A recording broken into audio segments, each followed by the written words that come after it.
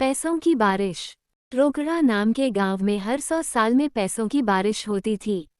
आखिरकार पैसों की बारिश हुए 100 वर्ष बीत गए। गांव वाले बारिश का बेसब्री से इंतजार करने लगे।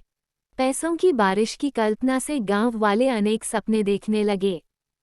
एक बार पैसों की बारिश हो जाए तो मैं अपना खुद का बिजनेस शुरू करूंगा। मैं भी उसी पैसे से अपना घर बनाऊंगा। उसी गांव में 2 लड़कियां रहती थीं, पूजा और रानी। रानी एक अमीर परिवार से थी, जबकि पूजा बहुत गरीब थी। रानी को अमीर होने पर बहुत घमंड था। वह पूजा को नीचा दिखाने का कोई मौका नहीं छोड़ती। हमारा घर बड़ा है, जब बारिश होगी तो हमारे घर पर ज्यादा पैसे गिरेंगे। पूजा, तुम्हारा घर छोटा है इसलिए वहाँ पैसे कम आएंगे।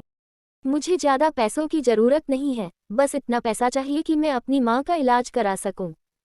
पूजा की माँ बहुत बीमार थी और पैसों की कमी के कारण वह अपना इलाज नहीं करा पाईं। पूजा पैसों की बारिश का बेसब्री से इंतजार कर रही थी, लेकिन बारिश नहीं हो रही थी।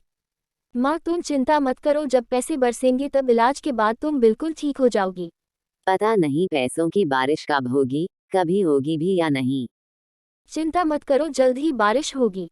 पूजा अपनी माँ को दिलासा देती रही, लेकिन अंदर ही अंदर वह इलाज के लिए बहुत चिंतित थी। और जब कई दिनों तक पैसे नहीं बरसे तो उसने रानी के घर की साफ सफाई शुरू कर दी। रानी पूजा को ताना मारती थी, धन की वर्षा होने की कोई संभावना नहीं है। बेचारी हमारे घर की सफाई करेगी और अपनी माँ का इलाज कराएगी। रानी के कड़वे शब्द पूजा को बहुत दुखी करते थे। वह घर जाती थी और इन शब्दों को याद करके रोती थी। कुछ दिनों बाद रानी के पिता बीमार पड़ जाते हैं और उन्हें उनके इलाज के लिए गांव से बाहर जाना पड़ता है।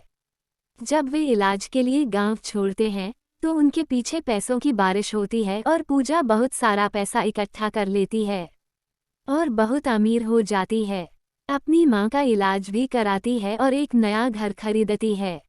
दूसरी ओर रानी के पिता के इलाज में बहुत खर्च होता है और उन्हें पैसों की दिक्कत होने लगती है। जब रानी लौटती है तो पूजा को देखकर चौंक जाती है। अरे वाह, आपने बहुत बड़ा घर खरीदा है। हाँ, ये सब पैसों की बारिश की वजह से हुआ है। माँ का इलाज भी हो गया और हमें एक बड़ा घर भी मिल गया। काश पैसों की बारिश के दौरान हम यहाँ होते। बाबा का इलाज बहुत महंगा हो गया है और हमारे पास पैसे भी नहीं हैं। अरे चिंता मत करो, अगर तुम्हें पैसे की जरूरत हो तो मुझसे ले लेना। पूजा फिर रानी को कुछ पैसे देती है। पैसे रख लो, तुम्हारे पिता के इलाज में काम आएंगे। पूजा की करुणा देखकर रानी को दुख होता है कि उसने हमेशा उसे अपमानित करने की कोशिश की है। वह पूजा से माफी मांगने लगती है और इस तरह दोनों बहुत अच्छे दोस्त बन जाते हैं।